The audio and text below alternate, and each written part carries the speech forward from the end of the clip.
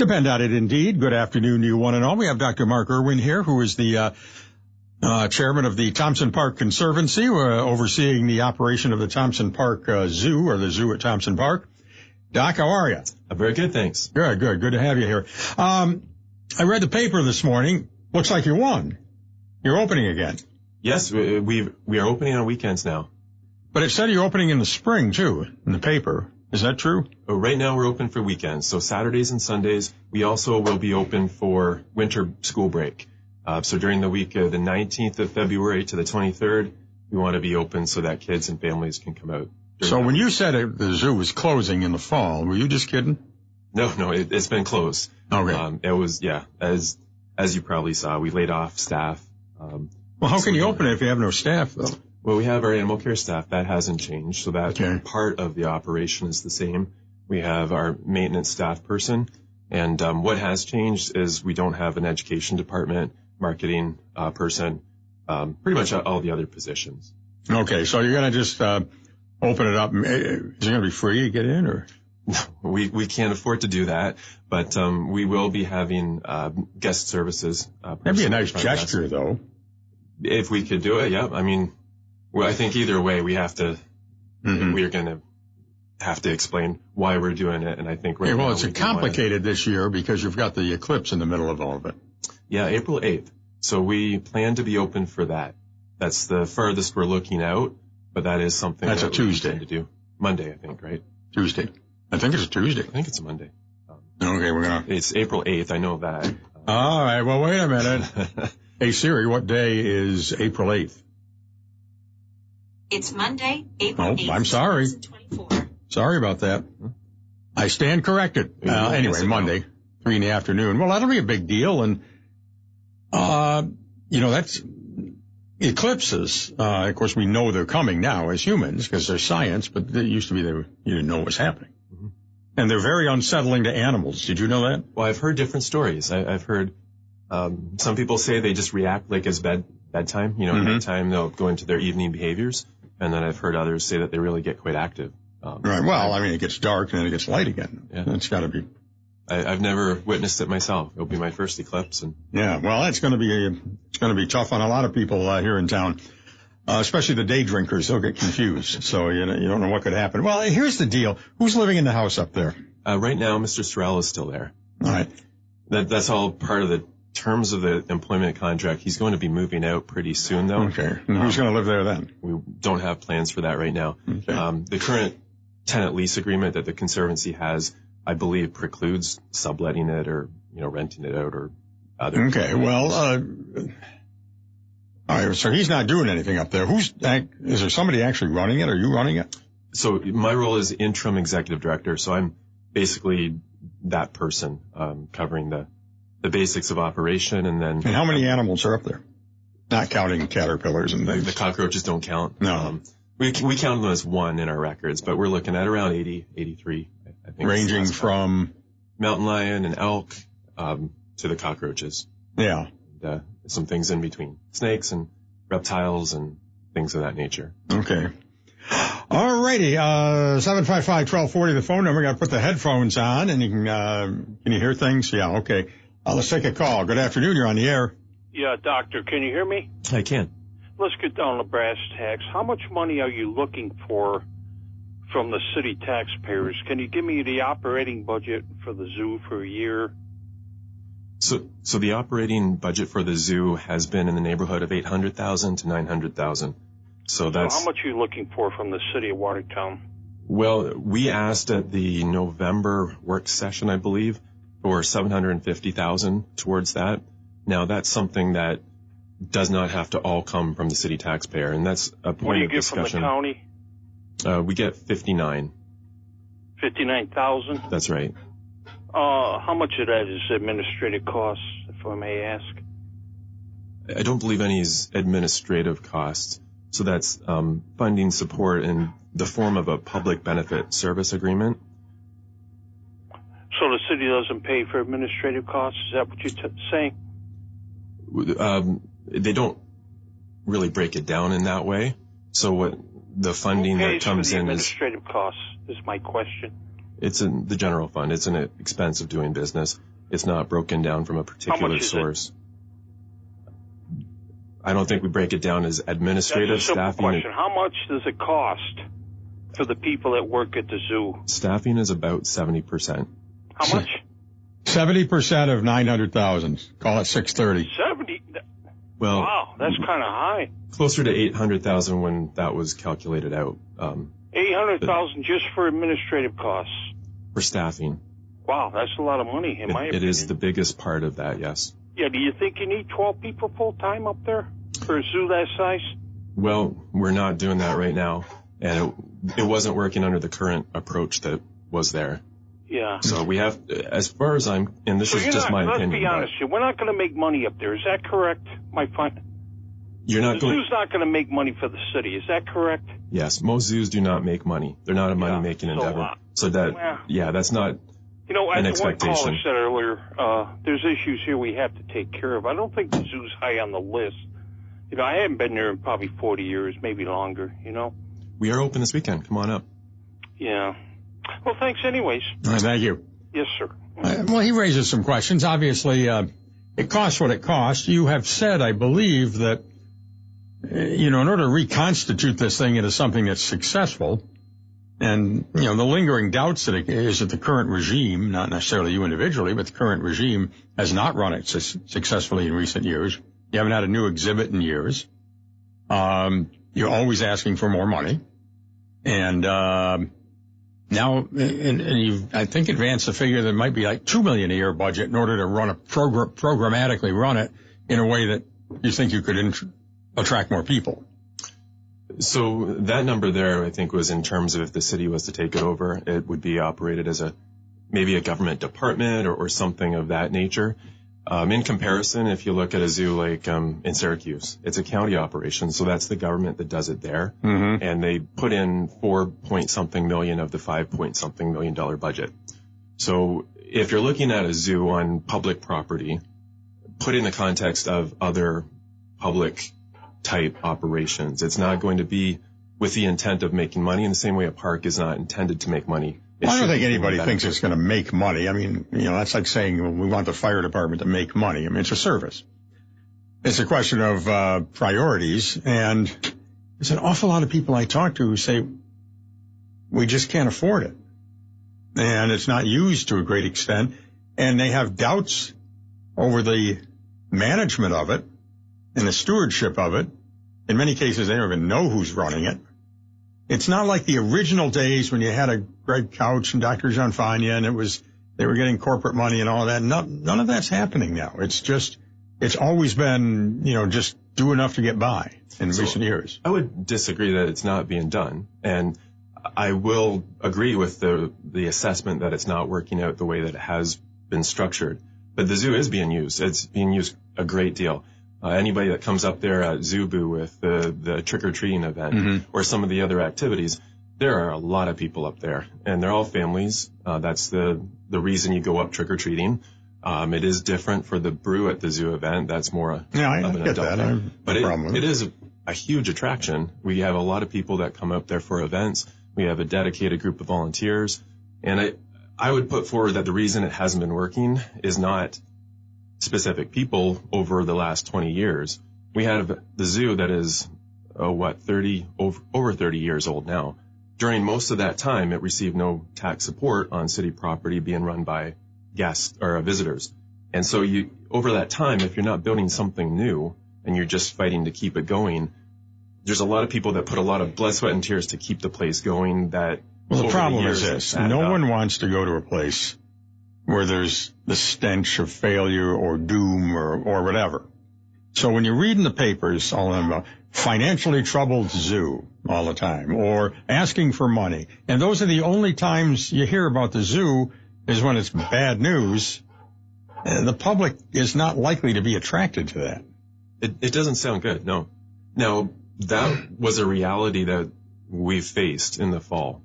So I don't think you can sugarcoat that, and it is it's a city resource. It's operated by a nonprofit, but it's the city zoo, mm-hmm. and it's in the city park, And I so think why not it's let better to be open about that. Let the city run it. I mean, and programmatically decides the city has continuity. There's going to be a city of Watertown run by, a finite group of people. You don't know with this conservancy. It's a private corporation. The people that were on it 30 years ago, you don't know who's running it now or what their agenda is or anything else. Why not have it? It's a public park, and why not have it publicly run? And I understand the arguments about public employees make too much. I've heard that. Are you against public employees? You are one, aren't you? Yeah, well, I work for the college, so that's my role. Going back to what you said with the people don't know who's on it, just go to our website. It's listed there. The board of directors is listed. You can see, and Watertown is a small community. People know people. Reach out to anyone on that list and express your thoughts on it. They're representing our community. That's what their purpose is. Now, your point with... How do they get on that board? So it's a nonprofit. So you have a governance or nominating committee that their job is to seek out people that will be able to contribute to the zoo's mission. But that's internally chosen then by the existing... Correct, yes. So I don't want to say use words like incestuous, but it's not exactly representative government. I think that's pretty much how most nonprofits work. Yeah, I know. Well, no, I mean, it comes from a committee that should be seeking to get different viewpoints and bringing people in that will support fundraising efforts. But this is not like, you're getting a substantial amount of money and an increasing amount of money from the public entities. You're trying to get more from the county. You're advocating for the creation of a new taxing system, I think, with property taxes. That was in a survey. We haven't specifically asked for any solution on that. Or the city government or state funding. I assume you get money from a variety of sources. And all of that's fine, but there comes with that the expectation from the public that there's some kind of transparency and accountability. And I just haven't really seen a lot of that over the years. And I was there when it started going south on you years ago, and you just hear things like they're financially troubled and they wanted $25,000 more. So you say, oh, give them some money. And you dress it up like it's a marketing grant or something, but it never got better. In my experience, every time that the Conservancy went to ask for more money, it was $25,000. It was this or that. It was always a Band-Aid. It didn't solve the underlying issues. And the end result is that we end up with a zoo that doesn't have new exhibits, that isn't everything that it could be. Well, what are you going to do if the city council decides not to fund this anymore? And the county has you've already gotten a cold shoulder from them. I mean, no, from what I read, I haven't read that. Channel 7 did a survey of the county legislators, and it didn't come out in your favor. In my experience, the county legislatures like to have a plan and like to see what they're putting money to. And we did not put forward a request, and we didn't have a plan for what that would entail. Sure. So we have the zoo task force that was meeting to discuss that type of stuff. And to your point about city operating it, that was at yesterday's meeting. City staff had taken the information from the groups, poured over it, and analyzed what they thought of it. And at yesterday's meeting, they just said, we do not want to take this on as a government or... It's extra work, that's why. Yeah. Really. Yeah, they didn't want to take that on as a new responsibility. Well, yeah, but we heard that when we redid the arena and the concessions. They wanted to farm that out and give it away and so on. I just think that... I don't know. What do you? It's going to be a big debate over a major appropriation for this. Not giving them enough money to buy food until we decide what to do, or to fund it through the eclipse or something. But I mean, I'm talking about a long-term plan that's going to cost a lot of money. Yeah. Why can't the college? Nobody's got more money than big education, school districts, colleges. Your college runs a program for zoo technicians, and I think that's great. And wouldn't it be good if the college took it over as a learning venue and not just used somebody else's venue and then they could fund it? Well, in general, I think higher education is having a pretty big challenge since the pandemic as well. You can see colleges our size are closing, and I won't speak on behalf of the college in that way. But I do think we have to operate a modern zoo or not do it. Do it in a way that it's going to meet the needs of the community, make it a vibrant, energetic place where people love to go. And if you get up there, have a great time, that's going to help pay the bills as well. All right, money's no object. You haven't had a new exhibit in years, right? Money's no object. If you want to bring the hippopotamuses up from Colombia, you can. Money's no. What exhibit, what animal would you want to bring in there tomorrow if you could do it? If I could do it, I would say a moose. A moose. Do you like moose? I do. I have one, yeah. They're the biggest member of the deer family. Mm-hmm. They get that big rack on them, and they're really impressive. Okay. What would be yours? I'm curious. The hippopotamus. I wasn't even going to say that. Let it loose. And they're pretty aggressive animals. They kill more people than lions. You know how fast they can run? 35 miles per hour. Yeah, that's fast. Yeah, faster than me. Faster than a car right now on Coffeen Street, probably. And that would be scary. And in the water, you're not getting away from them. No, you float on a boat until you're over their head, and then they get you. Yeah. Worse than, like, crocodiles and things, probably. Yeah, in terms of that. They're much more aggressive. Yeah. So anyway, we're not getting a hippopotamus, but you would like to get a moose. I think a moose would be great up there. But, a lot of times with these animals, it's like that elk. You can't see it. I mean, you can't see the elk? Yeah. Well, maybe I need glasses, but it's like a long ways away in that cage area. Sometimes they come right up, and we have a program where you get to feed it. So it's pretty amazing when you get up close, and he's got a... No, there's still an Elks Club there, isn't there? There is, yeah. Now, are they sponsoring an elk or something? They haven't sponsored an elk that I'm aware of. I mean, isn't that a natural? It could be, and, we can get Buffalo Wild Wings, and... Yeah, there's all sorts of things, and there used to be Moose Lodge, but they're gone now. So, hey, let's see who's on the phone. Good afternoon, you're on the air. Go ahead. What about a Bigfoot? No, we can't have that. No, all right, well, is there such a thing as a Sasquatch? Not in real animal world, in my opinion. I haven't seen it. A lot of people think we would have seen one by now, more officially. How many people, is there a science guy, how many people are going to be in the park for that eclipse, do you think? Yeah, I can give you a number of 10,000 to 175,000. I think a lot of people underestimate this as far as the draw, especially from Canada and other places. We're right on ground zero, if you will. So I have a friend in Oakville who messaged me if him and his daughter could come up and stay overnight. I couldn't believe the word had spread that far. So it's amazing to see where... Well, he's charging what the motels are charging. Yeah. It's going to be something, and it'll be interesting. Now, there's something. You could be selling glasses, commemorative glasses. The sunglasses? The official ones, I think, are extra strong. That seems like there's a lot of places selling them right now. Yeah. I just think it's an idea, We're thinking T-shirts or something like that. T-shirts, any number of things, mugs, all that stuff. And I see, like, in some communities in western New York, Cattaraugus County, I think appropriated $200,000 to help accommodate this. City of Buffalo's got huge activities going.